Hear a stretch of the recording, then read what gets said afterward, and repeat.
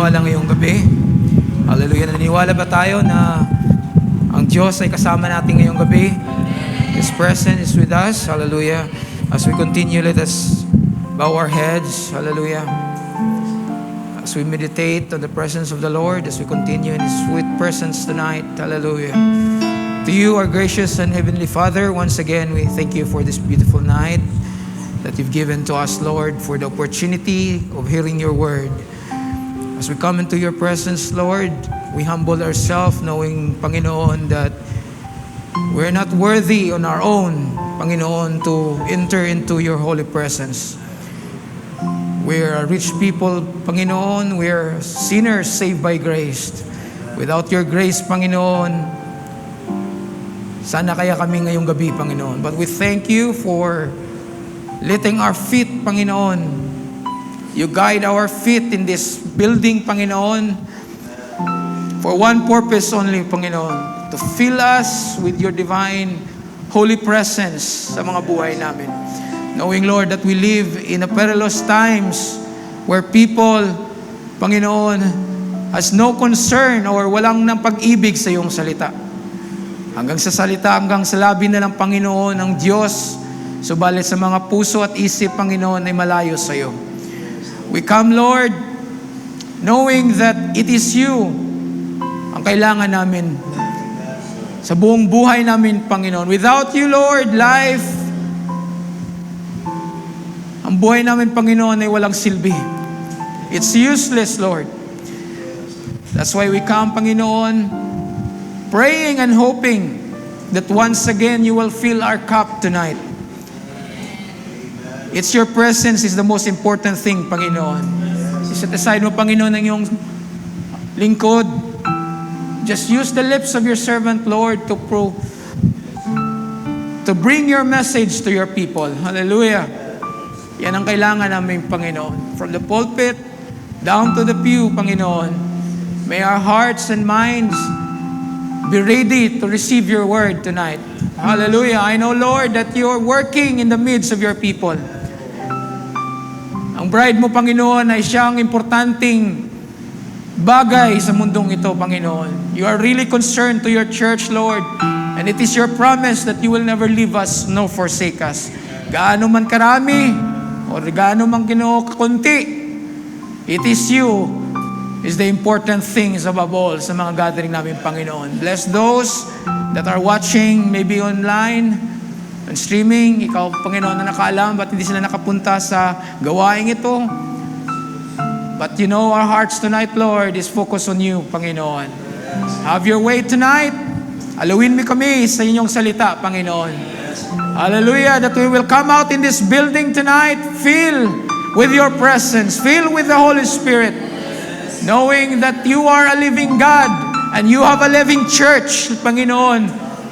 And it is working in the midst of the chaos, Panginoon, in the midst of anarchy sa mundong ito, Lord.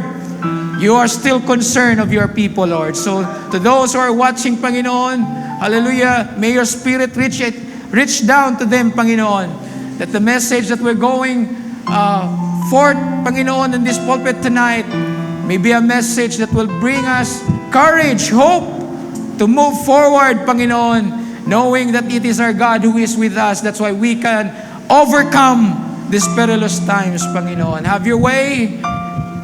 Sa iyo lamang binabalik ang lahat ng papuri. And we thank you, Lord, in advance for the success, Panginoon, sa service na to. In the mighty name of our Lord Jesus Christ, we commit our prayers. Amen and amen. Hallelujah. Shall we clap our hands once again sa ating Panginoon? Hallelujah. Praise the Lord. Praise the Lord. Amen. Magandang gabi sa lahat. And it's good to be back sa lugar na ito. And actually, last week, I think 2 weeks ago, nang nagpaalam ako kay Pastor Jack that we will visiting Cavite again. Supposed to be next week pa sana ang plano. But dahil yung asawa ko ngayon hindi kasama dahil lang din sa may mga trabaho na minsan gabi. So, ang Diyos lang nakakaalam. But the desire is makapunta at makavisit, mag-advance na lang. And pray for me this coming Sunday. I will be in Bulacan. We'll visit one of our ninong din nung kinasal kami. So it's our opportunity din na mabisita sila. Hallelujah. So pray for me as I minister dun sa Bulacan. And tonight, since na binigay ang task sa akin to give the message, lagi kong tinatanong sa Panginoon, Lord, what will be your message for the church? Even though that as a preacher, you have to prepare, higit sa lahat, lalo na kung ikaw ay nagiging pastor na, sabi ko nga, nung ako ay nasasagay pa, mag-prepare ako ng message sa isang buwan, isang beses lang. O minsan hindi pa. Sa sobrang daming pwedeng tumayo sa likod ng pulpit. O nung panahon na ikaw na pala ay nagiging pastor, hindi na pwedeng ganun. Every week, dapat may bala kang dala. May armas ka. Na pagdating ng Sunday, ituturo mo sa mga kapatiran. Because as I said earlier sa prayer, we're facing and we're living in a perilous times. Hallelujah. Na ang pagbabalik ng Panginoon, do you still believe that God, Jesus Christ will return? Hallelujah. Ay malapit na. And each of us should prepare. Hallelujah. Hindi lang pastor. Down sa congregation. Hallelujah. And that's the exciting part ng buhay ng isang Christian, that our Savior will be coming back. Sa kanta nga, oh, our Lord is coming back to earth again. Hallelujah. So we will open our Bible before we will sit down. It's a long verse, but just bear with me. We will go to Isaiah chapter 6. This is a common message na siguro, or common verse na nabasa natin. But we will hoping for inspiration from the Word of God tonight. Isaiah chapter 6 verse 1 down to 8. Sabi natin, in the year that King Uzziah died, I saw also the Lord sitting upon a throne. No, single. Throne. Hindi thrones. Hallelujah. High and lifted up, and his train filled the temple. Above it stood the seraphims, each one had 6 wings. With twain he covered his face, and with twain he covered his feet, and with twain he did fly. And one cried unto another and said, Holy, holy is the Lord of hosts. The whole earth is full of His glory.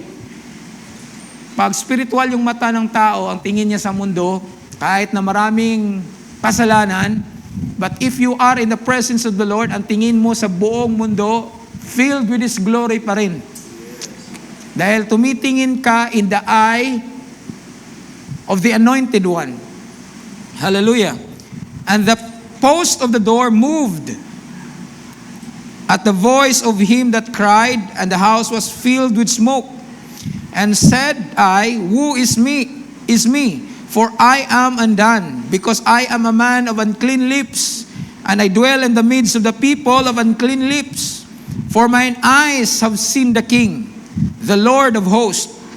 Then flew one of the seraphims unto me, having a live coal in his hand, which he had taken with the tongs from off the altar. And he said, and he laid it upon my mouth, and said, Lo, this had touched thy lips, and thine iniquity is taken away, and thy sin purged. Also I heard the voice of the Lord saying, Whom shall I send, and who will go for us? Then said I, Here am I, send me. Hallelujah. May God add the reading of His Word. Pwede na po kayo makaupo, mga kapatid.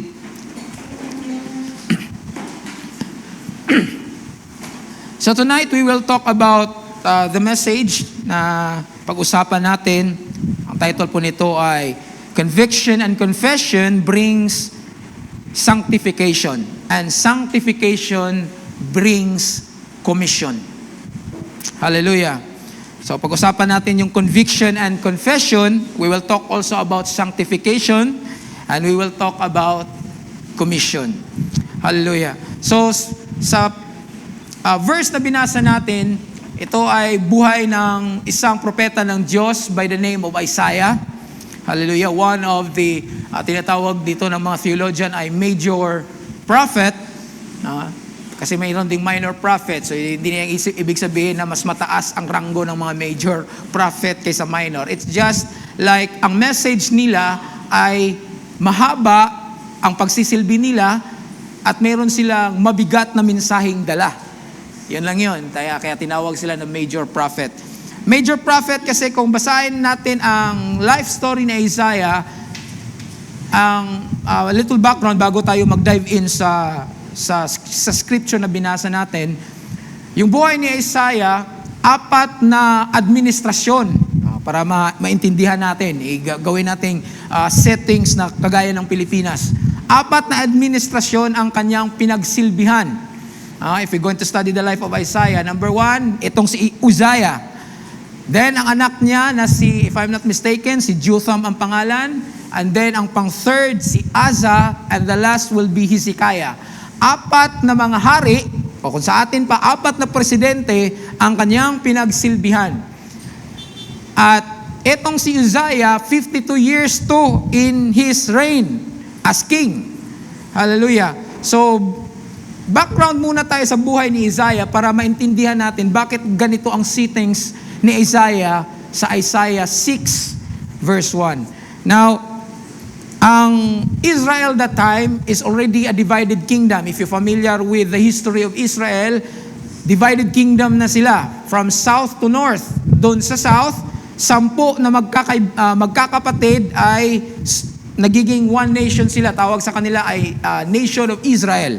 No? Kasi alam naman natin they come from the 12 tribes of Israel. So 10 magkakapatid nagsama, 2 ang nagsama sa northern tribe which is Judah and Benjamin.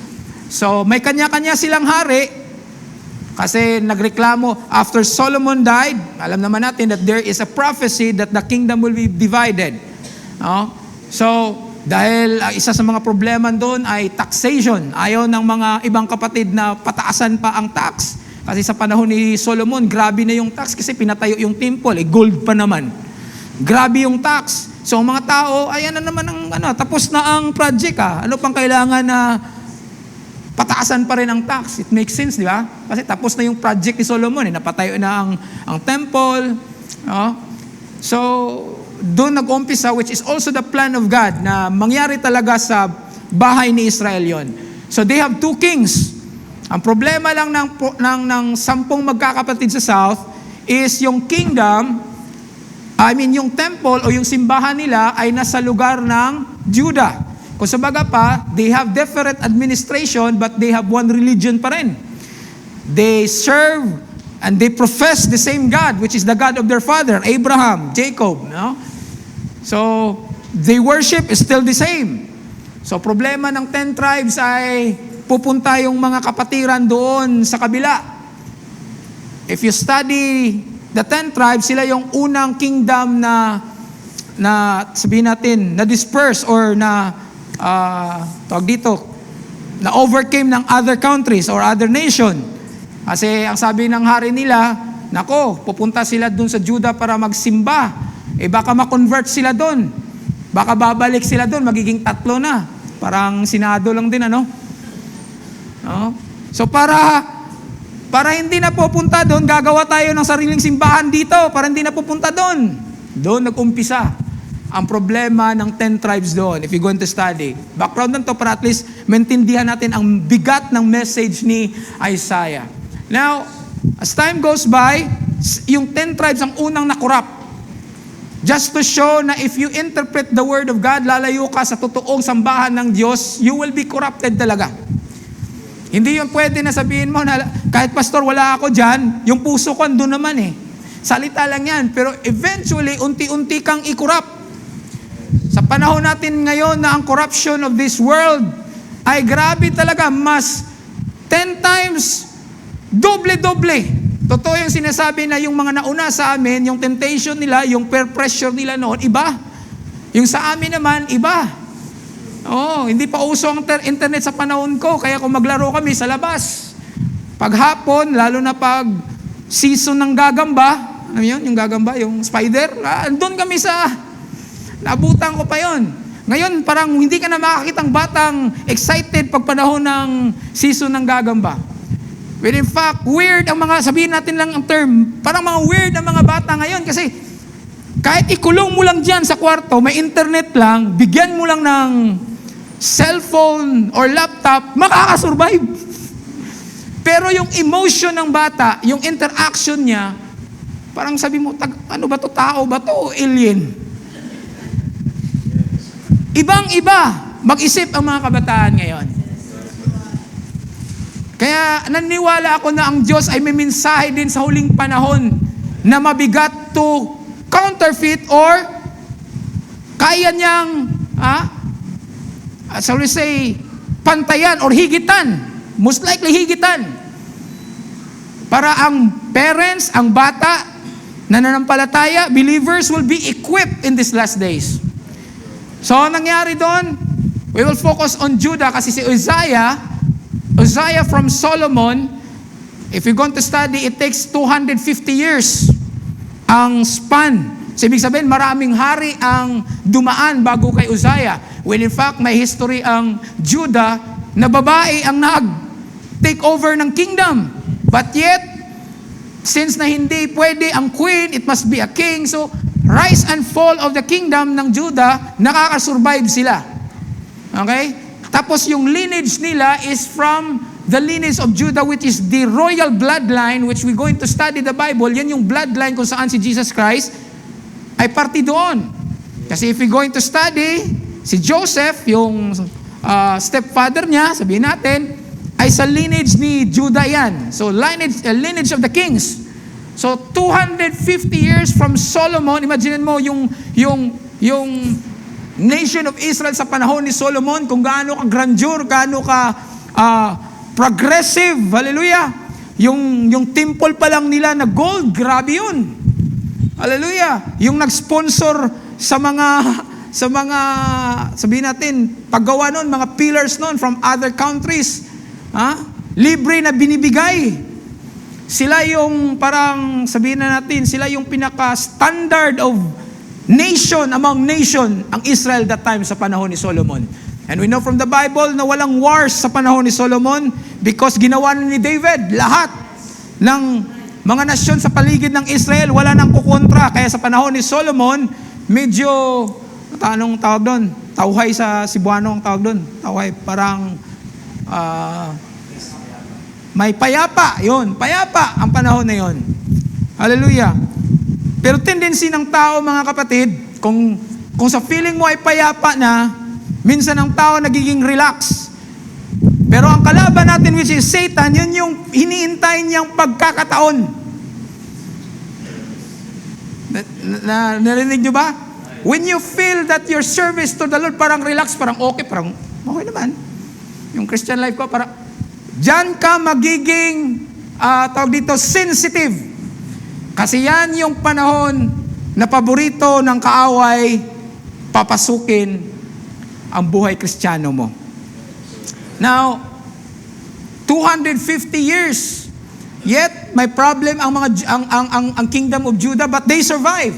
Maraming mga atake from other kingdoms, yet they survive. Hindi nawasak yung kingdom, ang walls, hindi nawasak yung temple. Tapos yung mga brothers nila na 10 tribes ay naunang wala na. So parang pinipikita na kami ay matibay. Yung political will namin, yung military namin, because Isaiah is living, seeing the kingdom is flourishing kahit na may problema.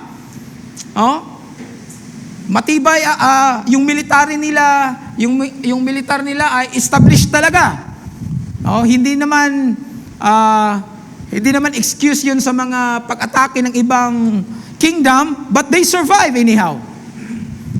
So si Isaiah ay nakakita dun sa buhay ni Uzziah. Now si Uzziah is a very special king because nag-umpisa yung pag-reign niya by the age of 16. If you're going to study in 2 Chronicles chapter 26, diyan kwento ang buhay ni Uzziah. Imagine mo, 16 years old, nagiging hari na. Sino dito ang 16 years old pa lang?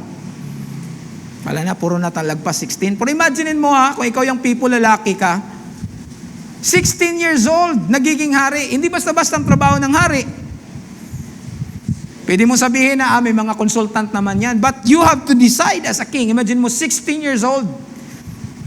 So if we open our Bible, 2 Chronicles, kung pwede, 26 chapter 1. Pwede ba?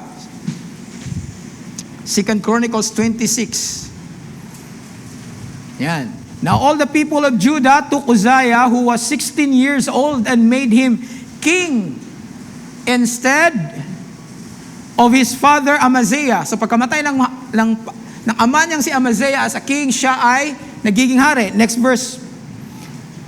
He built Elath and restored it to Judah. So itong Elath is part of the kingdom na nakuha ng kalaban, pero during his time, na ibalik sa kanila. So, ibig sabihin yung military nila ay very strong and very well equipped after the king rested with his fathers. Next, verse 3. Uzziah was 16 years old when he became king, and he reigned 52 years in Jerusalem. Imaginin mo yun, 52 years.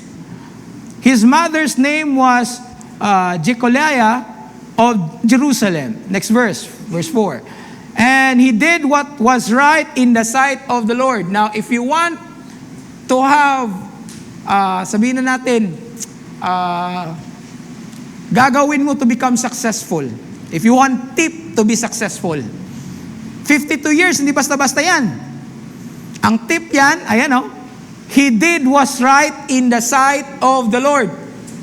Ang susi pala para maging successful is doing right in the sight of the Lord. Kasi we're living in a time ngayon na salitan na lang ang paggawa ng right, pero pag nakahawak na ng malita, wala ng right. You know what I mean? Pag ang tao ngayon makahawak na ng pera, yung tamang dapat gawin, ay wala na, kalimutan na. But as Christian, we will hold to our conviction na kung ano yung tama, yun yung gagawin. Di bali na minsan masakit, di bali minsan labag sa pagiging sariling ugali natin, kasi mag-iba-iba yung ugali natin, but what the Bible said was right, yun yung gagawin. That will be our foundation. Hallelujah! Hindi pwedeng gagawin mo kasi, ganun kasi yung tradisyon ng family namin eh. Hindi pwede. Kung yung tradition mo ay against the Word of God, you have to drop your tradition and do the right thing in the sight of the Lord. Amen? Hallelujah! According to all that his father Amaziah has done, ibig sabihin, nakita niya yung right thing to do in the sight of the Lord. Saan nag-umpisa? Sa ama niyang si Amaziah. So it is important to us parents, elders, to do what is right, kasi may mga mata na nakatingin. Yung bata sumusunod kung anong ginagawa ng ama. Kaya huwag kang magtaka, sa huli, gagayahin ka niya. Kaya we must watch our children, kasi minsan tinuturuan mo ng tama, iba ang ginagawa. Minsan magtanong ka, saan mo nakuha yan? Well, it's in the Bible that foolishness is bound in the heart of the child. Pero parang hindi bata mag-isip. Ang mga bata ngayon, parang hindi bata mag-isip. Yung bata, magsuntok lang, okay. Kasi bata, makulit. Ang bata ngayon, kayang magdala ng barel at mamatay dun sa school. Have you heard the news? Iba ang mga bata ngayon. Hindi nila magawa yan kung walang influence sa buhay nila. Well, you may say, ang parents ang may problema. Kaya nag-away ang sa education department natin at yung mga parents. Kasi sabi ng mga parents, hindi namin kasalanan yan. Kasalanan ng teacher yan. Imaginin mo, in 24 hours, almost 8 hours sila sa school. Binabayaran naman sila ng gobyerno. Ano bang tinuturo nila sa mga bata? Sabi naman ng mga teacher, hindi. Kasalanan yung mga parents yan. Kasi yung pag-uugali, tinuturo yan sa bahay. Which is true naman, ano?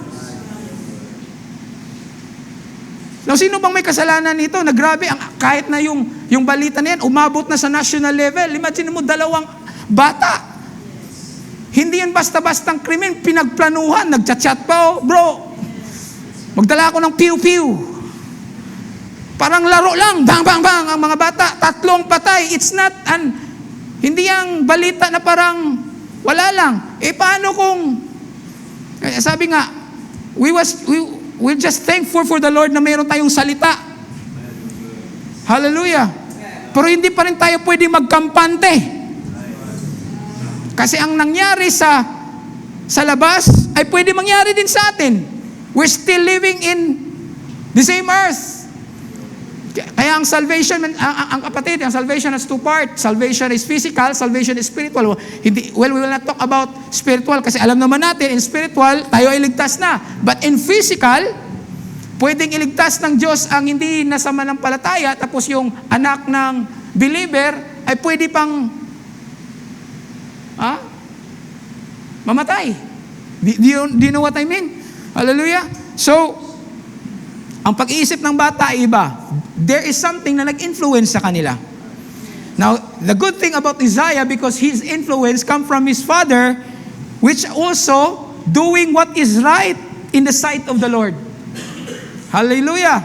May kanta nga, do right when no one is doing right. Do right anyhow. Kahit ano mangyari sa mundo, just do right. Hallelujah. Kasi ngayon, iba talaga. Minsan, believer pa nga eh. Hindi natin napapansin minsan. Tawag dito, binababa natin minsan yung standard na tinuturo ng Diyos sa atin. Minsan lang naman to Lord, 1 beses lang, pwede ba? Tsaka na lang ako mag-ask ng forgiveness sa'yo. But here, ang influence ng Father sa anak, in the near future pala, magiging hari. Next verse, please. Next verse tayo. Saan na ba tayo? Ayan. He sought God in the days of Zechariah. Now, this is not Zechariah the prophet. This is another Zechariah, which also the mentor of Uzziah, who had understanding in the visions of God. So, spiritual, parang spiritual counselor ng king. Kasi yung mga kings ay meron niyang mga advisor. So, isa to sa mga advisor, si Zechariah. Okay?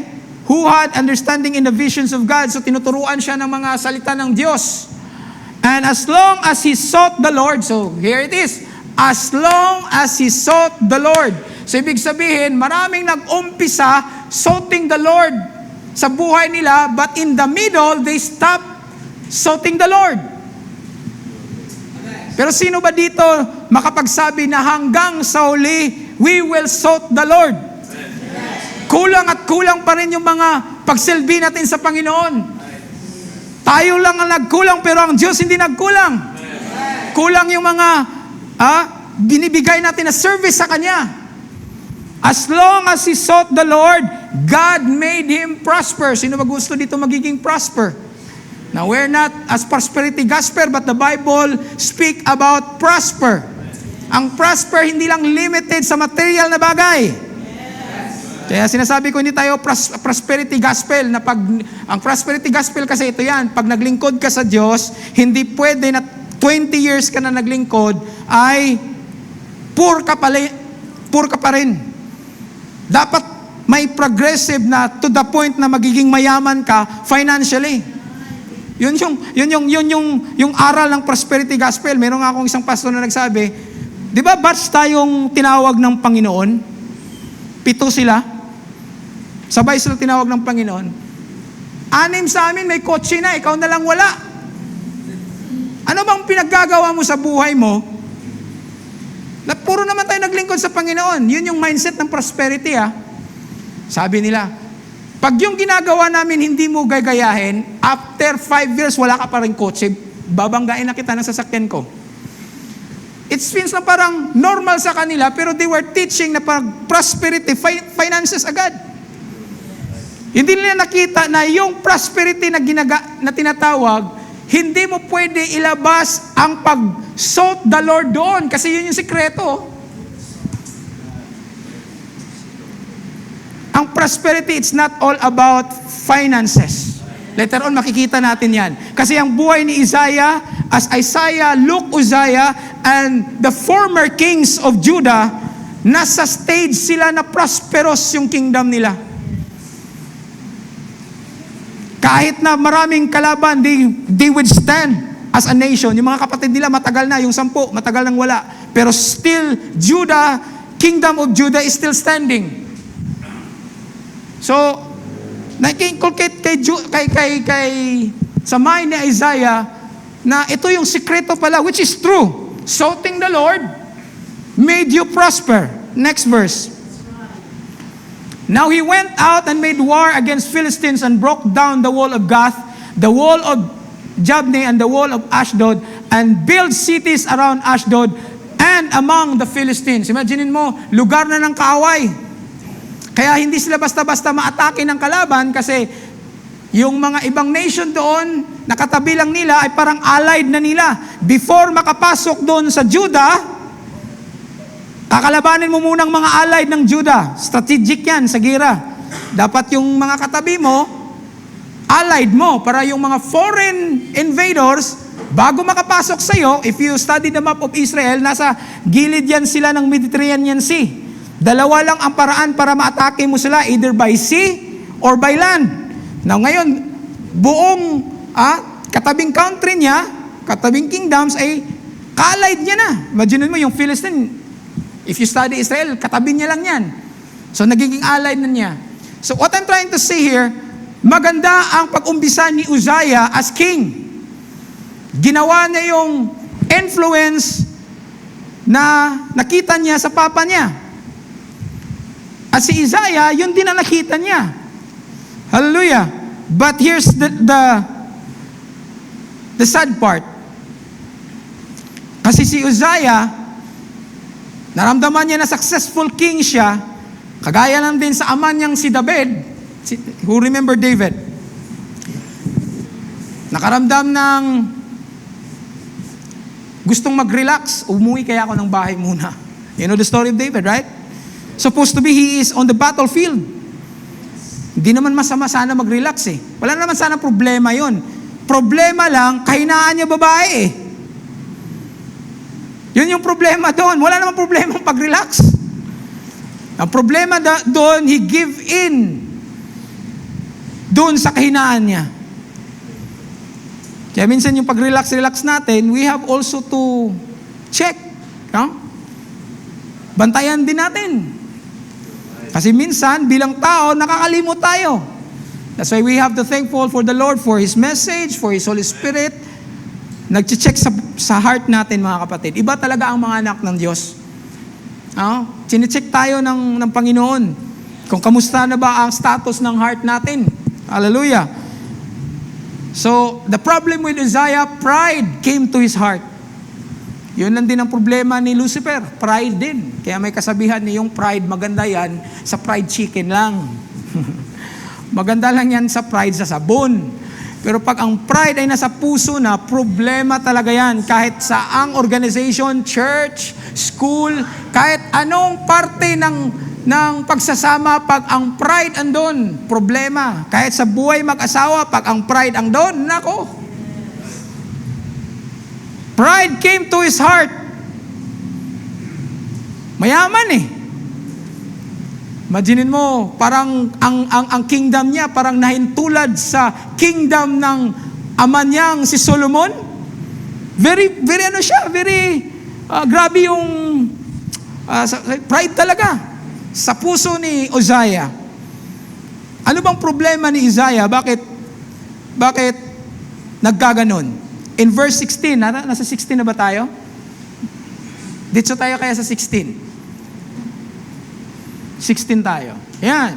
But when he was strong, his heart was lifted up. Kaya kung sa tingin mo yung pag-serve mo sa Panginoon ay ano ka na, matibay ka na. Tapos pag nakita mo yung kapatiran mo ay natutumba sa mga kahinaan niya, tapos minsan nakaramdam ka na, bakit ganun yung si sister? O sa akin yan, kayang-kaya ko yan. Minsan may mga ganun, hindi mo maintindihan bakit pabalik-balik siya sa ganung sitwasyon ng buhay niya. Ang simple-simple lang naman ang problema niya. Well, you are not in his shoes. Kaya nasabi mo yan. Pasalamat ka na lang kung hindi ka pinadaan ng Diyos sa ganung problema, na dinadanas ng kapatid mo ngayon, because God is not finished with him or her. Because sometimes problem, binibigay ng Panginoon sa atin, alam naman natin kung ano ang dulot ng problem. Not to destroy us, but to shape us. Kaya kung ang kapatid mo ay nasa problem, sinishape ng Panginoon yon. So when you think na strong ka doon, magpasalamat ka sa Panginoon. At bantayan mo sarili mo, kasi ito yung nangyari. When he think that he was strong, his heart was lifted up. Ito din yung problema ng prayer dun sa experience ng mga apostol na sinabi ni Jesus Christ, yung publican yung nag-pray, yung Pharisee, nag-pray din. Nung nag-pray ang Pharisee, anong sabi niya? Lord, I thank Thee sa mga bagay na binigay mo sa amin, sa akin. Maganda naman sana eh. Pero habang nagpipray kasi siya, yung mata niya, nakatingin kung saan-saan. Hindi nakafocus doon sa isa na hinandugan niya ng prayer. Sa paglingin-lingin niya, nakita niya yung isang brother niya. Nandun lang nga sa pinto, halos hindi makapasok sa sobrang guiltiness in his heart. Yung publican, Lord, forgive me for I am a sinner. Halos hindi worthy yung taong papasok sa building kasi naramdaman niya yung holiness of God.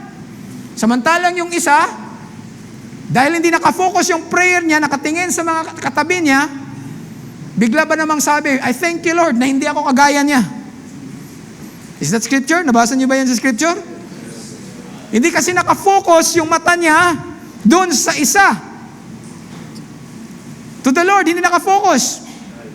Hallelujah. So he think he was strong. Kagaya din ko Isaiah. He think he was strong and his heart was lifted up to his destruction. For he transgressed against the Lord, his God, by entering the temple of the Lord to bring incense on the altar of incense. Ibig sabihin, yung kasalanan ni Uzziah, kung basahin natin yan, kung sa pag-uwi nyo lang, basahin yung buhay ni Uzziah diyan sa 2 Chronicles chapter 26. Akala niya kasi hari na siya, kaya niya nang gagawin yung part ng mga priest. Kasi yung burning the incense, trabaho yan ng priest. Hari ka pero hindi ka priest. Since na nakita niya lahat ay in his power, akala niya pwede niyang gawin yun. So doon nag-umpisa yung problema sa buhay ni Uzziah. If we're going to follow pa 17. So Azariah, the priest, went after him, and with him were 80 priests of the Lord, valiant men. Imaginin mo, hindi lang isang tao. Si Azariah the priest, mayroon pang 80 priests, or kung tingnan natin, may mga elders pang dala kasi nagkamali yung hari. Sinaway ng priest, at may kasama pang 80 na magiging saksi. Pero anong ginawa ng hari? Next verse. And they withstood King Uzziah and said to him, it is not for you, Uzziah, to burn incense to the Lord. Gusto niya nang makisali sa lahat ng trabaho. Well, ang pastor is overhead. Pero hindi lahat. Sabihin na natin, ang pastor talaga ang actively participate doon. I'll give you an example. Yung pastor, pakialaman niya yung music ministry. Pero hindi pwede na every practice niyo dito, andito talaga si Pastor Jack at hindi, mali yan. Tuturuan niya pa yung panista. May part ang panista na kanya lang. Pwede yung guidance galing sa pastor. Pero itong si Uzziah, talagang trabaho talaga ng priest, ay kukunin niya. Nung nagkamali ng hari, sinaway na. Next verse, 19. And the priest and the sons of Aaron who are considerate to bring incense, get out. Next, 19. Get out of the sanctuary. Pinalabas siya. Kasi you are not in order. Alam mo, kung wala ka sa order, You will just bring chaos, confusion sa gitna. Pag deacon ka lang. Pag pastor ka lang. Ha? Ano pa? Imagine mo kung pastor ka, tapos kukunin mo pa yung posisyon na apostle, prophet, lahat, kunin mo na. Sabi ng iba, hindi ikaw na. In my experience in 3 years as a pastor, with the advice sa nauna sa akin, especially kilala niyo naman yung ama ko, isa ding pastor. Sabi niya sa akin, Noy, you're a pastor, do the work of the pastor. Pwede kang magbakasyon, isang Sunday, 2 Sunday, but you have to go back because you are a pastor. You should be on your post of duty. Imagine nyo na lang, isang araw, 6 na buwan na, wala dito si Pastor Jack kasi andun sa labas. Tapos pag tinanong mo, sabihin ni Pastor Jack, hindi, nasa mission naman ako eh. 6 months ka na? Isang taon ka na? Parang hindi gawain ng pastor yan ah. You know what I mean? Magiging problema sa local church, magtatanong ngayon ng mga kapatiran, sino ba ang pastor natin ngayon? Isang taon na, wala si Pastor Jack dito. Sabi daw, andun sa labas, nagmi-mission. See? It will bring confusion. Pero kung pastor ka, every Sunday andun ka, nakikita ka ng mga congregation, nagli-lead ka, anong maramdaman ng mga congregation? Confident na yung tagabantay nila ay kasama nila. Parang shepherd lang yan eh. Imagine mo kung yung shepherd, hindi kasama ng sheep. Ano mangyayari sa sheep? So you must be on your post of duty. Alamin mo kung hanggang saan lang ang limitation mo na binigay ng Diyos sa papel mo. Hallelujah. Kung asawa kang babae, asawang babae ka. Pagdating sa family, sino nga maglilid? Ang babae o ang lalaki? Lalaki, right? So that's why yung mga babae, alamin din kung saan ang limitation. Kasi kung hindi mo alam, nako, problema yan. Am I speaking right? So ito si King Isaiah, pinapalabas sa sanctuary kasi wala na sa ayos. Hari ka nga. Pero yung ginawa mo is against to the will of God. You bring confusion dun sa mga taong nasa sanctuary. Imagine mo, sa buong buhay nila, nakita nilang nagsusunog ng incense ay priest, ngayon hari na. Magtatanong mga kapatid, ano naman nangyari? Naiba na ba yung, meron na bang bagong utos na naiba na? At hindi sugo ng tao yun, sugo ng Diyos yun, na si Aaron lang, ang Levites lang, o ang mga pari lang, ang pwedeng gumawa nun. Kaya pinaalis siya sa sanctuary. For you have trespassed, you shall have no honor from the Lord God. Imagine mo, ang ganda ng buhay ni Isaiah nung umpisa. For later on, ito na yung nangyari sa buhay niya. Next verse. Then Isaiah came furious, imbis na kagaya sa ama niyang si David. Kasi si David, di ba, nung sinabihan na yung taong nagkasala, ikaw yon. Di ba? In-expose siya ni King Nathan. Ano sabi ni David? I have sinned. Hindi siya nag-reason out. Hindi kagaya ni Adam. Yung babae kasi. Pag mayroong ugali na pag may kasalanan ka, accept that you're wrong. May blessing yan. Masakit pero may blessing yan. Gusto ng Diyos na magiging honest ka sa status mo ngayon. If the word expose you, accept, masarap yan. Alam mo, masakit yan pero sa mata ng Diyos, naku, sobrang tuwa niya na yung anak niya hindi nagre-rebelde. By not accepting your fault, that is rebellion. Imbes na, kagaya kay David, I have sinned. Imagine mo, he bring judgment to himself. David, who knows the story? Ano sabi ni David? Yung taong gumawang noon, na pinatay niya kinuha niya pa yung the only sheep ng kapitbahay niya at pinakain sa mga bisita niya. Ang taong gumawa noon must die. Imagine mo, he bring judgment to himself. Kung walang grace ng Panginoon, imagine mo kung nag-rebelde si David, kung nag-reason out, talagang patay siya. Sinong nag-bring judgment? Siya lang din. But God saw, alam naman natin, David is a man after God's own heart. Hallelujah! Nung alaman siyang nagkamali siya, I have sinned. Alam mo ba ang sabi ni, those of you Bible reader, ang sabi ni Nathan? You have sinned, but you will not die. Ang mamamatay lang yung bata, yung resulta ng kasalanan nyo. But you will not die. But you will suffer the consequence of your doing. Pero iba to si Uzziah. Hindi niya ginaya si David. When in fact, he became furious. Galit pa siya.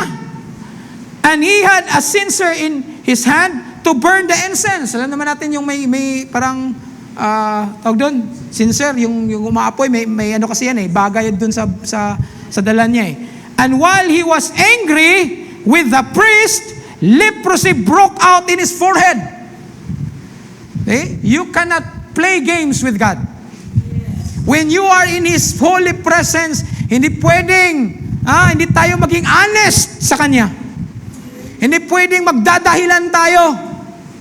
Ayaw ng Diyos na magdadahilan tayo. Mas mabuti pang i-accept na lang natin ang mga kakulangan natin sa Diyos because there will be a blessing. Pero pag nag-reason out ka, eto, example, king to, ang ganda ng buhay nito. Pero because of the pride in his heart, etong nangyayari. Leprosy broke out in his forehead before the priest in the house of the Lord beside the incense altar. At alam niyo ba, hindi na nakarecover si Uzziah if you study his life. Hindi na siya nakarecover. 52 years, in his 52nd years, namatay siya. He suffered the consequence of rebuilding against God. At yung experience ni Uzziah, nakita ni Uzziah yun. He was thinking Uzziah is a good king. Kagaya ng ama niya. Kagaya ng mga good kings of Judah all the way to Solomon. To prove that God is with them. Prosperous yung kingdom nila. Yung mga gandang bagay lang ang nakikita ni Uzziah, ni Prophet Isaiah. Pero dahil dito, nakita niya may problema pala yung hari. So kung may problema ang ulo, sa tingin niyo, yung sa baba, may problema din kaya? Kagaya lang din yan sa atin dito sa Pilipinas. Kung, hindi ako ang nag-sound politics dito pero may sense to. Kung may problema yung ulo, nagsasabi na corruption. Kung ang corruption nag-umpisa sa ulo, kahit yung mga barangay lang level, may corruption din. Alam nyo, may kapitbahay ako doon, doon sa Cebu. Nung nalaman niya ako pastor, siguro ganun talaga. Nung umpisa kasi, pag tinawag akong pastor, parang naano pa ako, parang hindi ko pa feel. Sa 3 taon, yung mga kapitbahay ko, nalaman na ng pastor. Kasi every Sunday, makikita kami ni Umi, nakapurma pang punta ng church. Ayan, hanggang nagkausap. Yung kapitbahay ko na nagiging counselor ng Tabuelan, nung eleksyon, kinausap ako. Sabay pa naman na, pastor, baka pwede akong ma-endorse dyan sa church nyo. Ganon. Sabi ko, wala kang problema sa akin. Kasi kapitbahay naman tayo Nakita ko naman na very approachable ka. Wala kang problema sa akin. Pero ito lang yun. Pagdating kasi sa politics sa church namin, we have all free will. Kasi pang mundong, lang yan, dito lang yan sa mundo. Hindi namin mini-major ang mga bagay na yan. Alam ko naman na nakatulong ka rin dun sa mga ibang kapatiran namin. They make mention of your name, so wala kang problema. Pero to the point na tatayo ka dun, di na siguro kailangan. Sabi ko sa kanya. Tapos nagkwento siya ngayon. Sabi niya, alam mo pastor, kahit anong gagawin ng mga tao, itong corruption, sa tingin ko, hindi na ito matatapos, pastor. Sabi ko, bakit nasabi mo yan? Tapos tumakbo ka pa naman ng counselor. Kasi kami mismo nasa barangay level. Kung doon ay bilyon ang pinag-usapan, hinahati-hati yan pagdating sa amin, kahit hundreds lang, thousand lang. Ganun pa rin ang nangyayari. Sabi ko sa kanya, alam mo kung anong problema dyan, ma'am? Panginoon ang kulang dyan. Because we're living in a country na ang totoo, ang Diyos, hindi number 1 sa puso ng mga politician natin. Kaya mahirap na maging Christian, true Christian ka, na nasa politics ka ngayon. Yan yung totoo. Kaya nga hindi nila naintindihan si Brother Branham when Brother Branham said, politics is of the devil. Tapos sabi, hypocrisy, politics is of the devil. Tapos nagvo-vote din naman kayo. They did not understand the deepness nung sinabi ng prophet yun. Maganda naman sana yung yung gobyerno, kung basahin mo lang yung good governance, ang ganda eh. Pero bakit hindi ma-implement? Saan ba nagka-problema? Ito, walang Diyos ang puso, greed. Kaya si Isaiah during his time na nakita niya na may problema ang hari, pinakita ng Diyos sa kanya yung totoong kalagayan ng Israel, ng Judah. At yun mababasa natin sa chapter 1 of Isaiah up until chapter 5. Kung babasahin natin ang chapter 1 hanggang chapter 5, mga prophecy, mga revelation yan na nakuha ni Israel from God. Ito yung magiging mensahe mo, Isaiah. Ito yung sasabihin mo sa bayang Israel. At not only Israel, sinabi ko na kanina, ilang kings nga ang pinagsilbihan niya? 4. Ibig sabihin, itong message na dadalhin mo, 4 na hari ang makinabang nito.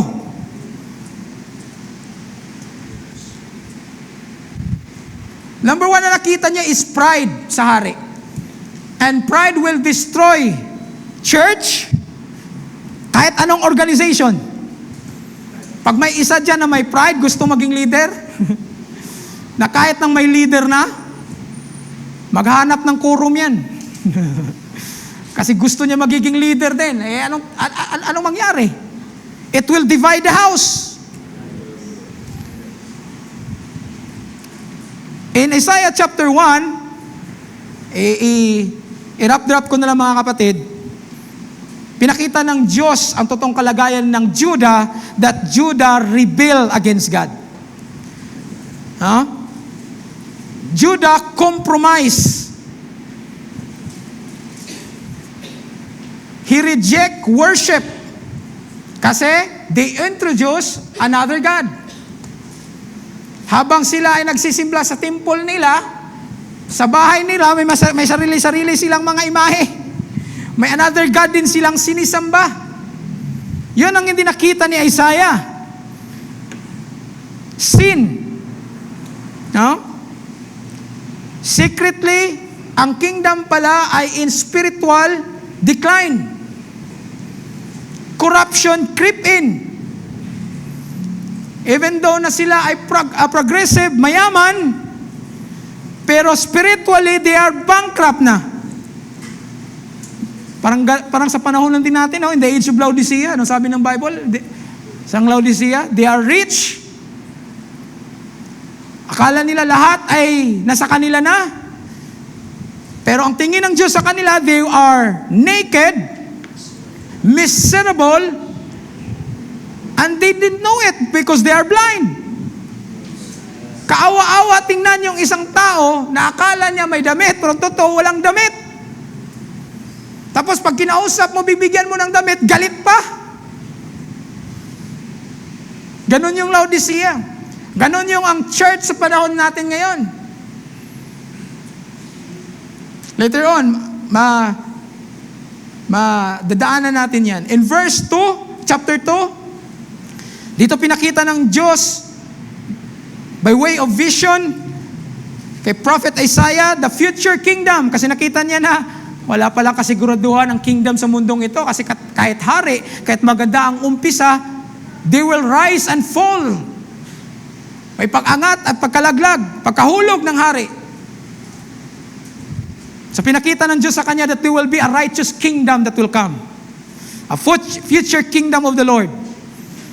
At dito nakita niya that there will be a Messiah that will come from the descendant of Judah, a Messianic kingdom, and there will be peace among nations. At yung peace na yan ay totoong peace. Kasi sa kanila may peace, tapos may gera na naman, tapos may peace na naman, tapos may gera na naman.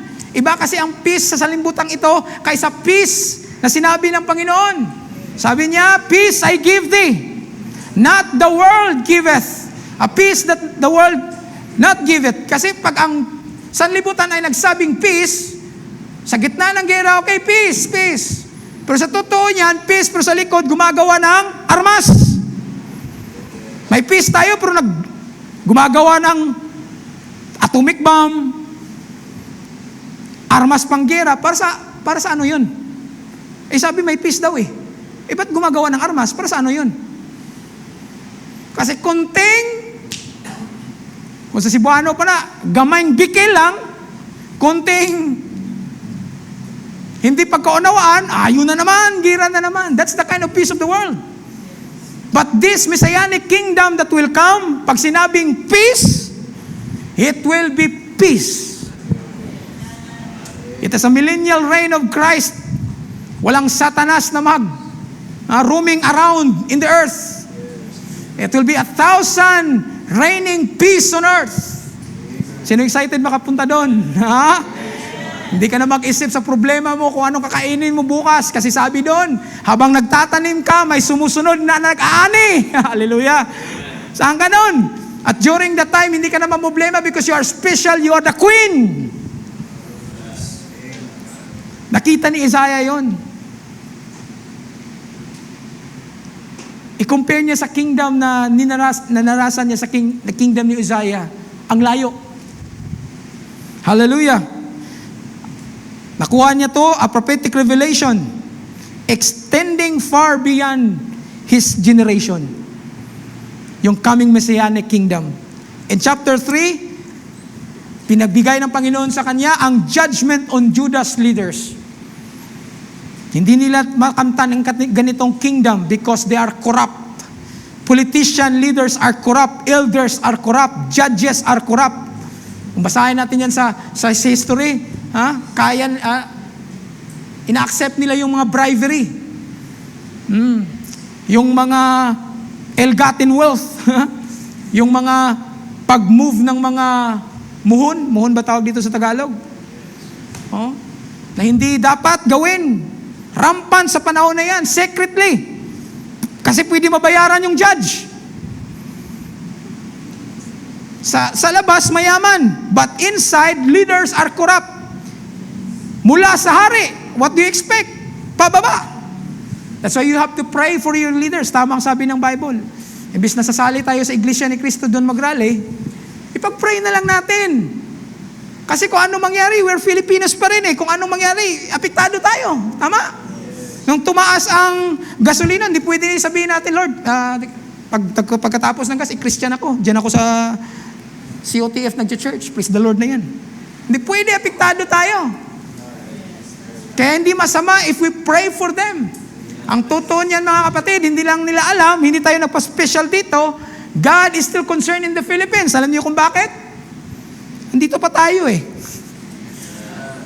Kaya if you know your position, hindi ka kagaya ng sanlibutan na kung anong nangyari dyan sa politics. Kung galit sila, galit ka na rin. Makisawsaw ka rin sa away politika dun sa internet. Parang hindi mo alam ata yung Messianic Kingdom. Parang kailangan mo atang mag-study sa ganong area. Para alam mo kung saan ka papunta. Hindi naman itong kingdom na para sa atin. So it's a corrupt politician, corrupt leaders. Nation declined. Wala nang divine judgment. Imagine mo kay Solomon, simple lang ang pag-solve ng mga problema. 2 babae, nag-away sa isang bata. Do you know the story? Hindi naman dinaan doon sa maraming investigation or what pa. Godly wisdom ang binigay. Tapos ang problema. Simple lang naman. Bigay mo sa akin yung sword na yan. Ihatiin yung bata. Kasi nag-away, bigay. Yung isang babae, alam natin, umiyak. Tama? Bigay mo na lang, mahal na hari. Kaysa makita ko yung anak kong mamatay. Yung sabi naman ng isa, mas mabuti yan. Doon pa lang. See? Simple lang ang judgment ng Panginoon. Hindi mo na kailangan na ilang PhD pang pag-aralan mo. Ilang psychology pa. If you have the Spirit of Christ, you know what is righteousness. You have a godly judgment. Pero ito, dumating sa panahon na divine judgment ng mga leaders ng Judah, wala. Nag-a-accept ng bribery.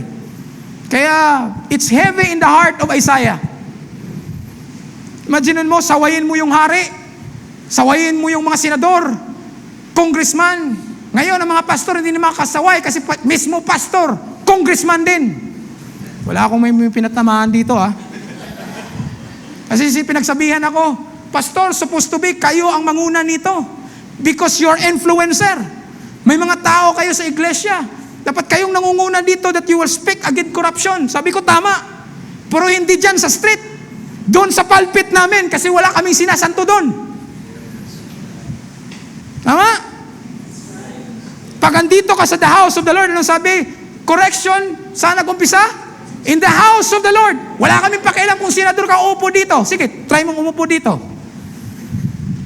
At hindi kami magdalawang isip that we will speak righteousness, holiness of God. Na kung hindi ka sang-ayon, you have all, you have all the world na pwede kang umalis. Because we're not looking for members.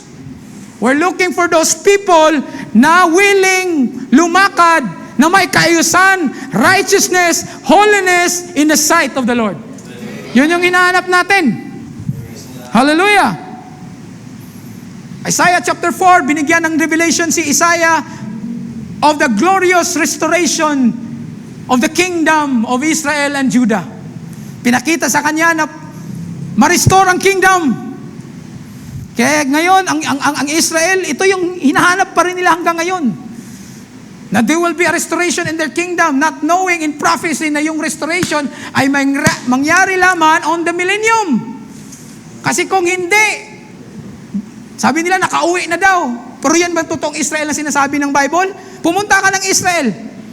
Accepted ang LGBT yun. Remember mo yung inatake sila noong October ng mga Hamas? Anong ginagawa nila? Nagpaparting mga homosexual doon kaya pinagpapatay sila. It's not yet the kingdom na restored. But here, Isaiah chapter 4, pinakita ng Diyos kay Isaiah. Babikat kay Isaiah na nakita yung kingdom na hati, yung totoong kalagayan, tapos i-conquered pa ng ibang bayan. But here, he saw the glorious restoration. The branch of the Lord. Dito nakita how God protected His people in the midst na sila ay nasa ibang kingdom. Still, it is in the hands of the Lord. Hallelujah. Ang gandang pag-aralan ang part na to ng buhay ng mga anak ng kingdom of Israel. So, pinakita sa kanya, they will be restored. No? Each tribe will be restored. Imagine mo, yung 10 tribes, if you're going to study ngayon, yung 10 tribes, hindi na nila alam kung saan yun eh. Kasi ang tawag nila ngayon dyan sa Israel, tawag sa kanila mga Jew, di ba? Ang Diyos sa Judah lang yan eh. Which kung basahin natin sa Bible, sila lang yung nakabalik. From Babylon, sila lang yung nakabalik. Tribe of Judah, kaya tawag sa kanila mga Jew. Pero ang Israel is not Jew. Hindi lang Judah. May Isakar pa, may Sibulon, may Dan. Saan sila ngayon? Hindi nga alam kung saan eh. But the Bible speaks that they will be restored. Pinakita kay Israel, kay Isaiah yon. Isaiah chapter 5. Tawag dito sa mga theologians, the song of the vineyard. Kasi ang Diyos para siyang, tawag dito, farmer na nagtanim ng vineyard. Ng mga grapes. Siyempre, kung nagtanim ka, wala naman nagtanim ako nito, pero ang tubo nito, pangit. Wala naman ganun. You expect na kung yung tinanim mo ay mga grapes, you're expecting na sa tamang panahon, makakain mo na yung fruit of your labor at you will enjoy it. Pero sabi ng Diyos, para akong nagtanim ako ng grapes sa vineyard, pero it produces bad fruit. Yun yung tawag ng Diyos sa kay Judah. And judgment follow. Diyan makikita yung judgment ng Diyos sa kingdom of Judah. At doon natin mababasa yung 6 woes.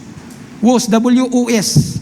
Babasa natin yan sa chapter 5 verse 8. Sa chapter 5 verse 8, chapter 5 verse 11, 5:18. Jump ko na lang mga kapatid. So, woes kasi greed sa mga land grabbers, sa mga lasinggero. Yan, pleasure seeking, mga kasalanan ng mga leaders. You are woes, makasalanan kayo. You are woo people. Sabi ng Diyos, sabihin mo sa kanila, Israel, Isaiah, na pwede nilang pagtakpan yung mga buhay nila, pero alam ko, deep within their hearts, maayos lang yan sa harap, Pero secretly, they're doing sinful things in my sight. Imaginin mo, maraming, hindi ko naman nila lahat. That's why you have to pray for your pastors, for the people, your leaders na tumatayo dito sa likod ng pulpit. Because their life are exposed. Imaginin mo na lang kung nang tumatayo dito, may mga sekretong ginawa sa buhay. Anong maramdaman ng congregation?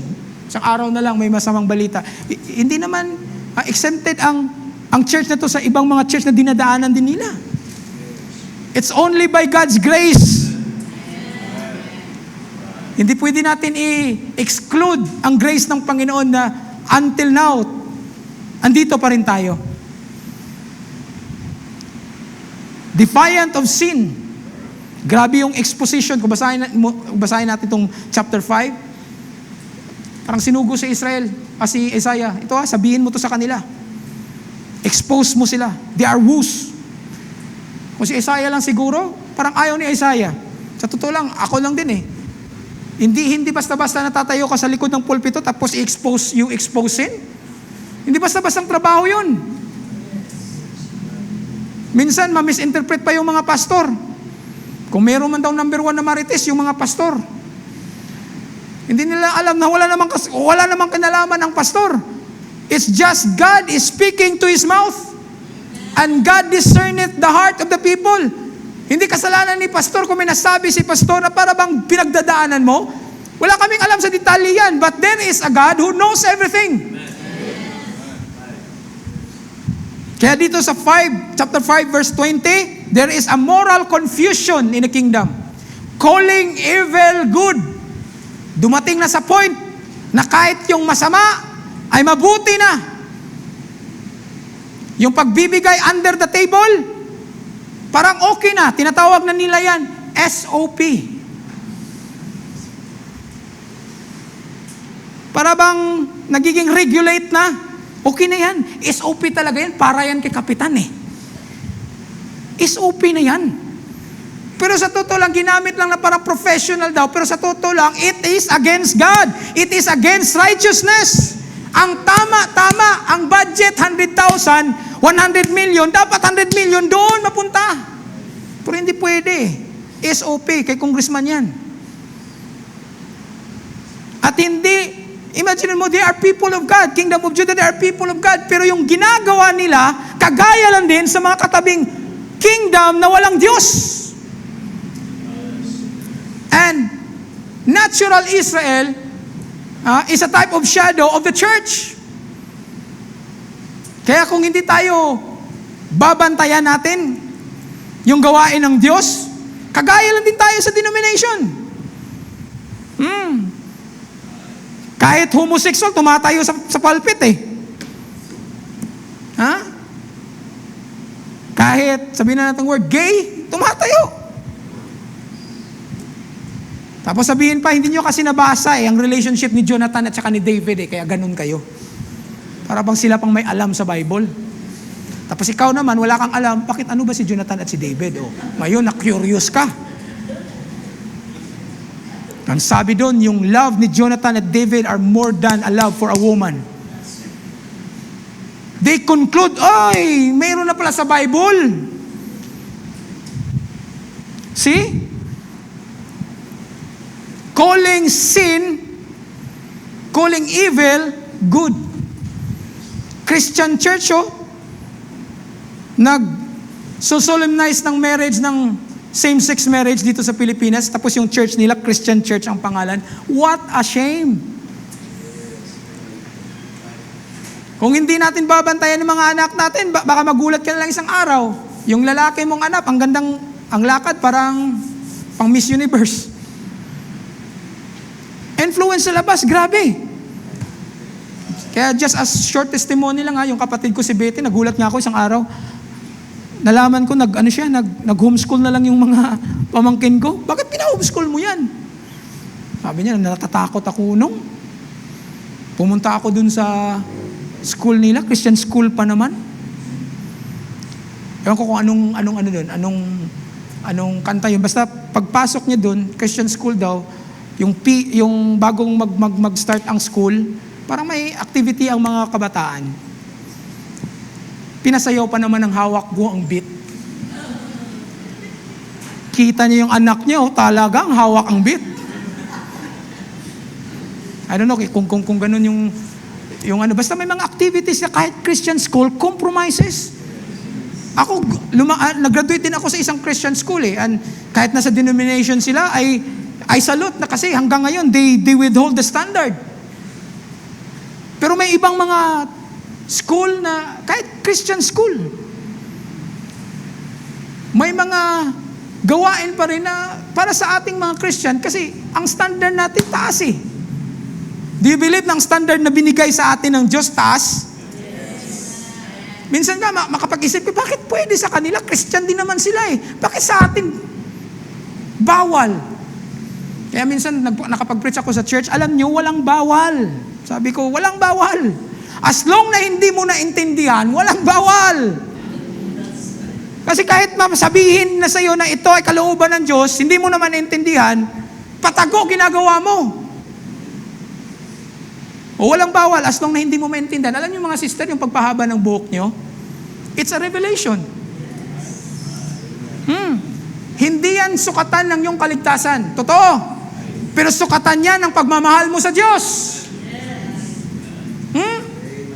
Salita yan ng lover mo. Imagine mo kung may mahal ka sa buhay tapos yun yung gusto niya. Kung mahal mo siya, gagawin mo hindi. Hindi nga kaligtasan ang pinag-usapan dyan. Kasi wala namang binasa. Pag pinutol mong buhok mo, hindi ka na maliligtas. Wala namang ganun eh. Kaya yung sabi ng iba, pwede magpaputol. Wala namang sinabing part ng kaligtasan yan. Totoo. Hindi yan part ng kaligtasan. Pero binibintang ka ng Diyos or tinitingnan ng Diyos yung puso mo kung kaya mo ba siyang sundan all the way through. At ang bride lang ang kayang sumunod nun. Na lahat ng salita ng Diyos, 100%, basta salita ng Diyos, kayang sundin. At yun lang yung church na ready for the rapture kasi 100% ng salita ng Diyos, you will say, Amen. So hindi naman natin sila dinidis-Christianize. They can follow God up to 60%. They can follow God up to 40%. Kaya hindi ka magtaka na sa church nila, ang gagaling mag-praise and worship, may patalon-talon, which nothing wrong with that. Pero minsan magtaka ka sa buhay nila, parang hindi naman itong mga Christian. Tayo din, we have to guard kasi minsan, nasa taas na nga tayo, taas ng standard, pero minsan, nakaligatan natin. We miss it. That's why we have to thank the Lord that there is still message who is shouting in the last days. Kagaya sa vision ni Brother Branham, yung bride, lumagpas na. There is a shout, stay in the line. Huwag ka sobra sa left, huwag sobra sa right. Doon ka lang sa gitna. At may sigaw pa rin hanggang ngayon for the church. So moral confusion. Alam mo yung itong sa sobrang lalim ng message, minsan itong mga bagay na to, na hindi naturo ng aral sa church, magugulat ka. Sa church, may mga spirit of homosexuality na pumapasok. Isa din yan sa binabato sa ministry ni Brother Branham. Alam nyo ba yung mga tape boys niya? Yung nagre-record ng message niya? Inakusan kaya sa Amerika ang mga homosexual. Kaya nadamay pati ang prophet. Ano bang ginawa ni William Branham? Eto, tape boys niya, silahis pala. Kaya minsan sa church, dadaanin talaga ang mga preaching na to for us to know or understand kung gaano kataas ang expectation ng Diyos sa bride niya. Kung gaano kataas ng standard kasi from small things down to the deep things, you must be fully equipped. Ganon kabigat ang message ni Isaiah, mga kapatid. Tapos itong mga taon to, kakilala niya, posible kapitbahay niya. Tapos ito pa, mga priest, mga judges, corrupt, i-expose ni Isaiah. Yun yung magiging message niya. And he is very strong because he get that message or that revelation from God Himself. Yun yung umpisa sa verse chapter 6 na binasa natin. Nakita na ni Isaiah, wala palang chances ang kingdom of this world. Mamamatay pala ang hari. Kaya sa verse 1, balik tayo sa 6 verse 1. Para maintindihan natin yung sinabi dyan sa 6 verse 1. Kaya sa first 6 verse 1, in the year that King Uzziah died, I saw the Lord sitting on the throne. Ang unang nakita niya, mawawala man ang kingdom of this world, there is still a God who will sit on the throne. Ano man mangyari sa Pilipinas, sino man maging presidente, ma-impeach man yung vice president, o ma-ousted man yung president, God is still on the throne. Yung economy ng bride, hold pa rin ng Panginoon yun. Huwag kayong maproblema sa hanap buhay nyo. Right? Ano mang mangyari sa political war sa Pilipinas, yung hanap buhay nyo, hawak ng Diyos yan. Kaya pa rin ng Diyos papakainin tayo. Buti na lang, bumalik sa 76 yung gas, diesel. Imagine mo, dumating sa 100. Parang sabi mo, ano ba to? Normal pa ba to? You see? So nakita ni Isaiah, God is still sitting on the throne. Ibig sabihin, Isaiah, kahit ganun na yan ang nangyari sa mundo, I am still on the throne. Hawak ko pa rin ang mga nangyayari sa lupa. It is still under my control. Hindi pwedeng kung ano na lang ang gusto ni Satan gagawin sa mundo. Hindi. It's still on my control. The Lord is sitting on the throne, high and lifted up. Hallelujah. High and lifted up. And the train of His robe filled the temple. Makita natin kung gaano kalaki ang message ni Isaiah. From chapter 1 to chapter 5, it is all the message ni Isaiah para sa administrasyon sunod kay Uzziah. Kasi yung ministry niya nag-start when Uzziah died. You know, in the year that the King Uzziah died, I saw the Lord. So, ibig sabihin, yung message niya, binigay niya nung namatay na si Uzziah. At yung message niya, yun yung chapter 1 to chapter 5. Yung sumunod na mga kingdom, yun yung makinabang sa message na dala niya. At mabigat, kasi i-expose niya ang mga kasalanan ng tao. At hindi basta-basta mga tao yan, mga anak, mga lineage ni Abraham yan. Hallelujah! So sa verse 1 to 5, He exposed the woe of Judah. Mga kasalanan ni Judah. In-expose niya. At sinabi niya rin ang mga judgment. He pronounced judgment on Judah. He pronounced that the nation need repentance. At kailangan nila ang holiness ng Panginoon. Yun yung message ni Isaiah. Chapter 1 to chapter 5. Dala-dala niya yun. At mabigat sa puso ni Isaiah. At hindi niya alam siguro kung paano mag-umpisa. Kasi kung babasahin natin, chapter 2, malapit na ako matapos mga kapatid. Chapter 2, Isaiah chapter 6 verse 2. Above it stood seraphim with each hand 6 wings. So nakita niya mayroong seraphims. Hindi naman lahat ng angel ay walang pakpak. Mayroon ding creature, servant ng Diyos na may pakpak. Ang kagandahan nito, 6. 6 wings. With 2, He covered His face. It speak of the holiness of God. Kahit angel, kahit they are holy angels, sa presence ng Panginoon, they cannot withstand the presence of God. Tinatabunan yung mata. Pero ang tao, grabe. Grabe na yung pangangaral na labas na yung ugat ng pastor. Parang wala lang. Pero itong mga angel, tinatabunan yung mata. Ramdam na ramdam nila yung presensya ng Diyos. With 2, He covered His feet. Mayroong ding pakpak sa paa. And with 2, He did fly. 6 yung pakpak. Seraphims ang tawag. Chapter 3. Basa na ito ulit. And one cried to another, said, Holy, holy is the Lord of hosts. The whole earth is full of His glory. Dito dun sa langit. Pagsamba, holy, holy unto the Lord. He is a holy God. And His holiness extended down to earth. Do you believe that holiness surrounds this place? Do you believe that the holy presence of God is in this place? That's why we sing holy. Praise the Lord. Glory to the Lord because He is here. Same with the angel. Ginagawa ng angel. The whole earth is full of His glory. The whole building is filled with His glory. Do you believe it? Hallelujah. Next. And the posts of the door were shaken by the voice of Him who cried out. And the house is filled with smoke. Next. Ito.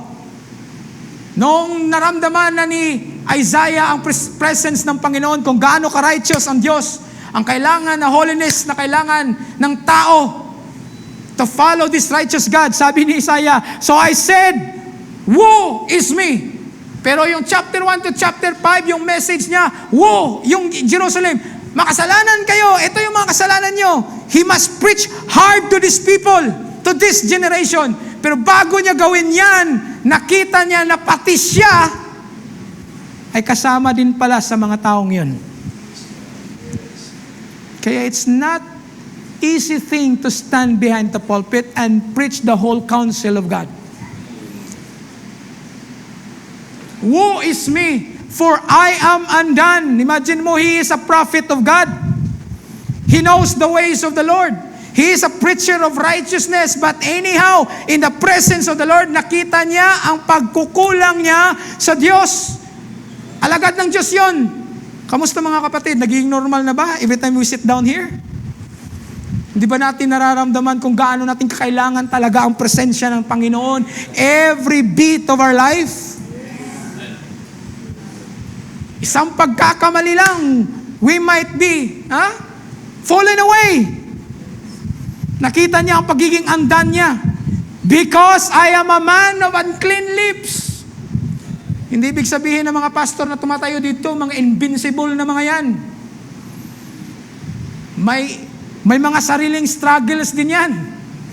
May mga battles din yan na hindi pinapakita sa kongregasyon. That's why you must love your pastor. You must support your pastor. May mga burden yan na hawak-hawak na hindi pwedeng ipasa sa inyo. He have to hold it. He has to carry that burden. Anyhow, alam niya naman, sa umpisa pa lang na inaccept niya ang position or ang isang papel na maging pastor, alam niya that the pastor is a burden bearer. May mga struggles yan sa buhay. Kaya sabi ko, ganito pala yung pastor, 3 years pa lang ako. My God. But I thank the Lord that His sufficient grace sustained me. May mga struggles yan na hindi pinapakita sa congregation. Imagine mo, isang araw na lang, pag tumayo dito ang pastor, matamlay. Alam niyo mga kapatid, wala na. Kamusta kayo? Wala na. Talo na yung leader namin. Paano na kami? That's why it's the Spirit of the Lord. Nagpapatapang sa kanyang lingkod na kahit may problemang dinadaanan yan pag tumayo sa pulpito. Minsan nga sabi ni Mrs., alam mo Han, sa 5 years natin pagsasama, alam ko ng ugali mo eh. Pero bakit naiba kapag natumayo ka sa pulpit? Napansin nyo? Regular days, lalo na kung kilala nyo yung pastor nyo, ganun pala si pastor. Pero pag pansin nyo, pag natayo sa likod ng pulpit na iba, because it is the Spirit of the Lord in the man. Hallelujah. Nakita niya yung pagiging undone niya, pagiging sinner niya.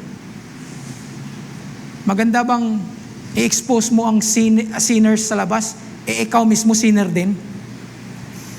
Mabigat para kay Isaiah. At hindi tinanggi ni Isaiah, prophet ako. Excluded ako doon. I am sanctified. I am baptized with the Holy Ghost. Kung ano-ano pang mga claim siguro. Pero no. In the presence of God, naramdaman niyang pagiging undone niya talaga. Even yung taong nakaranas ng gawa ng Holy Spirit, tao tayo, we have limitation. Pero hindi yan magiging dahilan na sabihin mo, may limitation lang kasi ako, Lord eh. No, gusto ng Diyos na i-accept mo ang pagiging kulang mo. Gusto kasi ng Diyos maramdaman na ako yung kailangan mo. Gusto ng Diyos yun. Kasi kung kaya mo lang naman, wala pa kailangan ng Diyos sa'yo. Hindi mo naman pala kailangan yung tulong niya. Sinong gabi nito na kailangan natin ng tulong ng Panginoon? All the bit All of the angle of our life, kailangan natin ng Diyos. Kaya sabi, balik na sa scripture. Kaya sabi ni Isaiah, I am undone. I am a man of unclean lips. Kahit alagad ng Diyos, tawag niya sa lips niya. Ha? Ano tawag niya? Unclean lips. Kaya kung may mga ngaral na laging ang laging laman ng preaching niya, kung gaano kaganda ng church niya, kung gaano ka laki ng ministry niya, wala namang problema dyan. Ang problema lang, every time natatayo, ganun yung pinapakita niya. Sabi ko, parang may problema ata. Yung pulpit na hindi nagpipreach ng sin, nag-i-expose ng sin, matakot kayo doon. Kasi ang tao ngayon, gusto nila, tawag doon, ano lang yung tenga nila. Gusto nila ng message na, Pastor, dapat ito lang yung ipipreach mo. Turuan mo pa yung pastor, ha? Siguro, Pastor, sobra naman siguro yung pagpangaral mo sa ganun. It's not your place to do it. If you are in the true church, God is leading His church, kung anong pangailangan ng church, magugulat ka na lang. Gagamitin talaga ang tao sa likod ng pulpits to bring His message exactly what the people need. At sinasabi ko, hindi alam ng pastor yan, pero alam ng Diyos yan. Hallelujah! I am a man of unclean lips, and I dwell in the midst of the people of unclean lips. Ibig sabihin, kahit siya ay prophet, he was influenced by these bad people. By these ungodly people. Akala nyo, corruption nasa politics lang? Corruption is also in the church. Yung mga bulsa mo lang ang habol ng pastor. Okay lang yan, Brad. Importante yung commitment mo, ha. Malapit na yung ano natin. Takot mag-expose ng kasalanan? Naku. Because in the presence of the Holy God, in the presence of the righteous God, any mali, kahit konti, may expose talaga. Hindi na kailangan na mag-umpisa dito sa pulpit. Diyan pa lang, habang nakatayo ka pa. Umpisa pa lang sa mga kantahan, ramdam mo na. Ang kagandahan ng nito, hindi naman ina-abuse natin ang grace ng Panginoon, but the point here is this. Kahit na sinusubukan mo na sundin ang kalooban ng Diyos, may mga panahon talaga na, alam mo yun, maliit, hindi naman sinners na gawain ng sinners eh. Malayo na tayo dun. Pero since God is expecting perfect sa atin, may mga bagay pa rin na, alam mo, na pagdating to sa atin, parang mahirap to Lord. Diyan ka dinidil ng Panginoon kasi gusto ng Diyos, sa portion na yan, in your weakness, He is your strength. Gusto ng Diyos na every time na lalapit ka sa presensya niya, mararamdaman mo ang pagkukulang mo at mararamdaman mo na, Lord, Ikaw yung kailangan ko eh. Kung lalabas ako dito, Lord, paano ako? Hindi ko ito makaya. Yun yung gusto ng Diyos. Na marinig sa mga labi natin, Ikaw ang kailangan ko, Panginoon. Para magiging perfect ako, complete ako sa harap mo, not by my own doing, but your doing, Lord. Kaya kahit prophet, midst of the people of unclean lips, for mine eyes have seen the King, the Lord of hosts. Pag nakita mo yung righteousness and the holiness of God, talagang makikita mo talaga ang pagkukulang mo. Kahit lingkod ka pa ng Diyos. Kahit part ka pa ng fivefold. Walang exempted doon. Prophet of God na yan, Isaiah. Next. 6, verse 6. Itong kagandahan. Then one of the seraphim flew to me, having his hand live coal which he had taken with the tongs from the altar. Ito yung kagandahan. God is moving now. Nakita ng Diyos ang kailangan ni Isaiah. Nawalan siya ng tibay ng loob to bring the message to the people kasi pati siya kasama doon sa mga taong makasalanan, unholy, unrighteous. Kasama siya doon. But thank the Lord that Isaiah is part of God's mind. Part of His gene. Part of His plan. Hindi pwede pabayaan si Isaiah. He will be equipped to to bring this message to the people. Anong ginawa ng Diyos? Seraphim flew to me, having in his hand a live coal which he had taken with the tongues from the altar. Kumuha ng baga or apoy mula dun sa presensya ng Panginoon. The good thing, it comes from the presence of God. At 7. And he touched my mouth with it and said, behold, this has touched your lips. Your iniquity is taken away and your sin purged. Pinatawad si Isaiah sa lahat ng mga kasalanan niya. Sinanctify siya.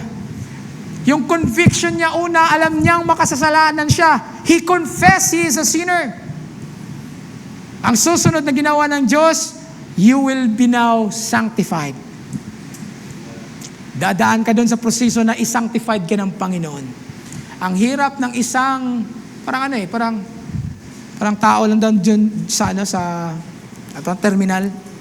Anong tawag dyan sa inyo dito? Yung parang, sige, papuntang sunshine. Ayan, tawag doon. Barker? Yung barker, sunshine. Tapos, nung umalis na yung sasakyan, iwan siya. Ayaw natin ng mga preacher na mga barker lang. Rapture! Naiwan sa rapture si pastor. Mag-umpisa yung sanctification sa pulpit. That's why hindi basta-basta itong pulpito na kahit sino na lang patayuin dito, pati politiko, magulat ko isang araw, may politician na dinala si Pastor Jacob. Hindi mangyayari yan. At never mangyayari yan because we know what cost behind this pulpit. The presence of the Almighty God that will bring sanctification to the people kung willing kang makinig. He touched your lips, your iniquity is taken away, and your sin purged. Next. Also I heard the voice of the Lord saying, whom shall I send? Pagkatapos na pinatawad, sinanctify, ibig sabihin, kaya mo nang dalhin ang message ng Panginoon. Kasi alam mo na hindi sa sarili mong kakayahan yan. Hindi ibig sabihin na, hindi din dumaan sa pagsaway at pag-correct ang mga tao sa likod ng pulpito. Dinadaan din sila ng Diyos. Kaya alam nila ang resulta pag hindi mo sinunod yung saway ng Diyos. Kaya warning must start in the house of God.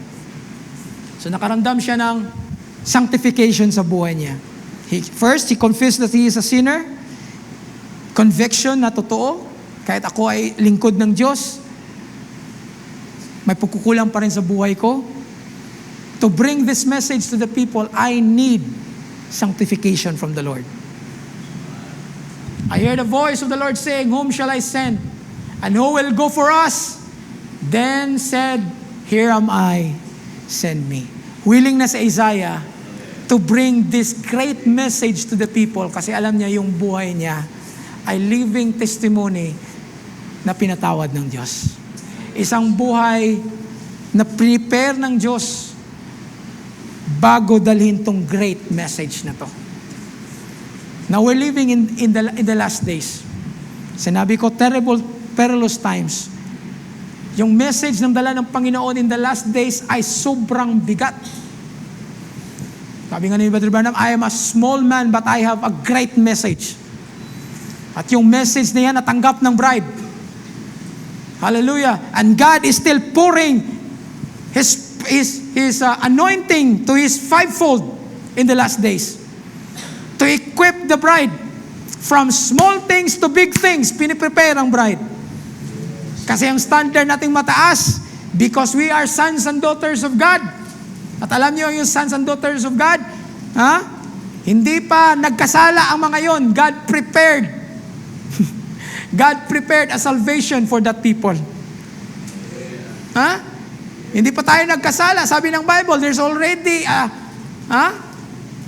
lamb slain.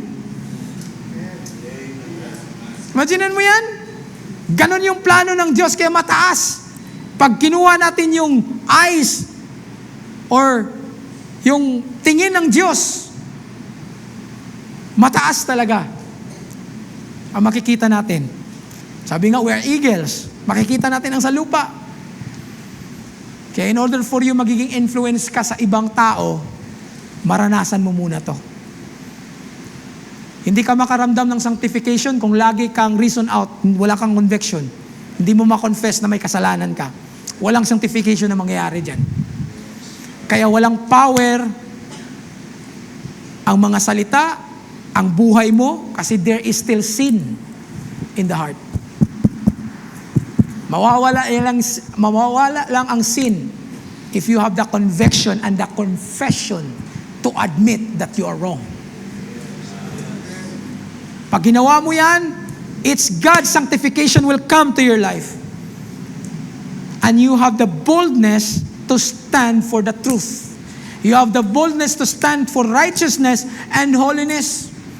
Pag sinabing hindi to kasi hindi natutuwa ang Diyos, hindi talaga. Bahala na kung anong sasabihin ng tao, you will stand for it.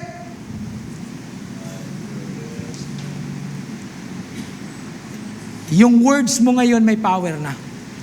Yung buhay mo ngayon may power na. Kaya sabi ng Bible, you are a written epistle read by all men. Kahit hindi ka magsalita. Imaginin mo yan?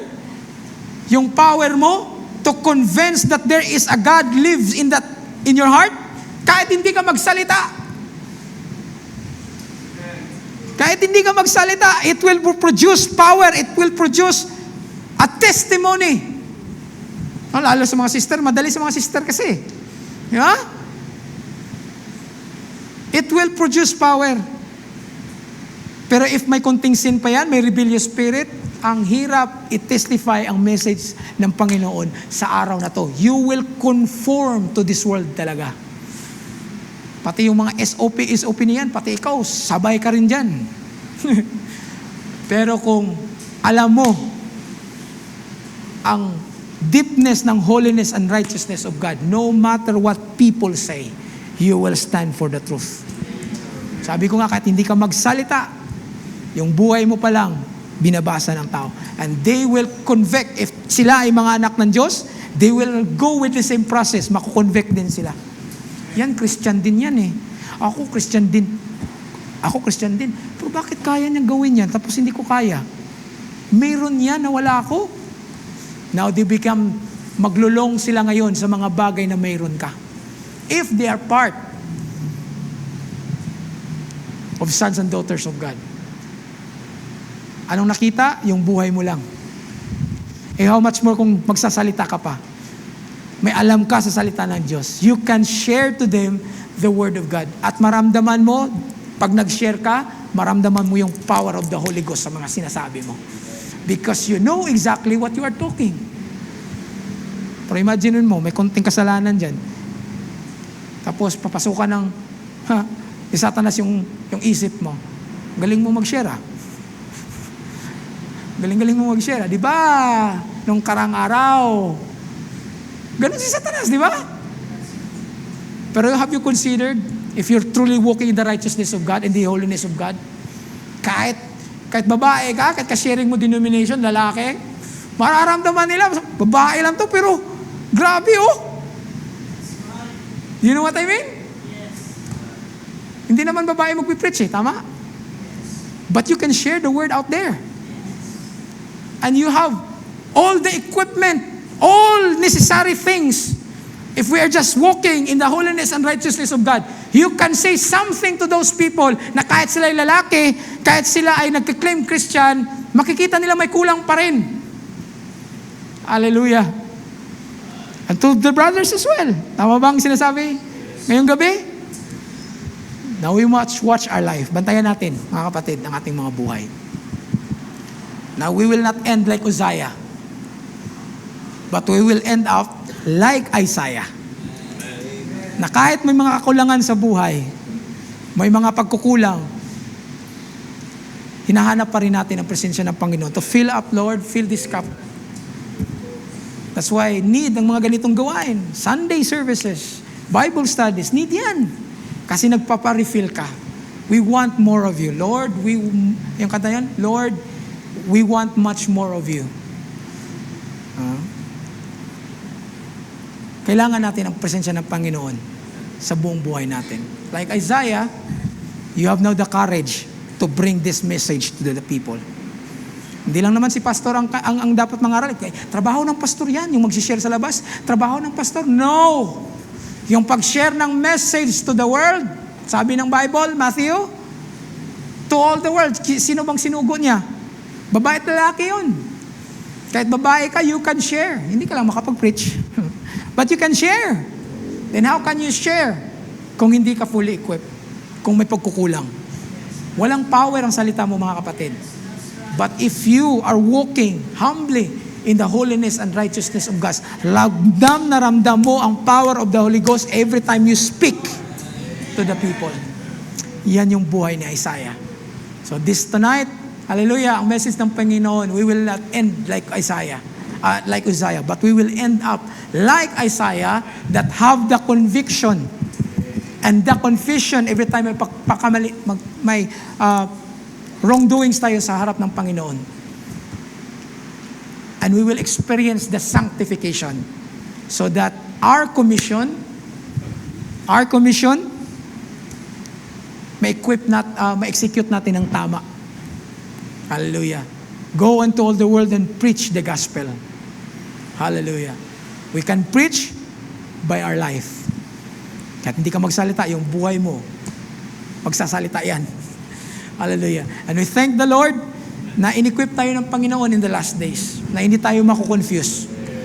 Hallelujah. From simple things down to the deep things of God, God is equipping His church. Hallelujah. Sinong masaya ngayong gabi? Hallelujah. Thank you, Lord, for this message na binigay sa atin ngayong gabi. I hope this message will encourage everyone. Hallelujah. To continue walking in the presence of the Holy God in His righteousness. Hallelujah. Can we clap our hands to the Lord, mga kapatid?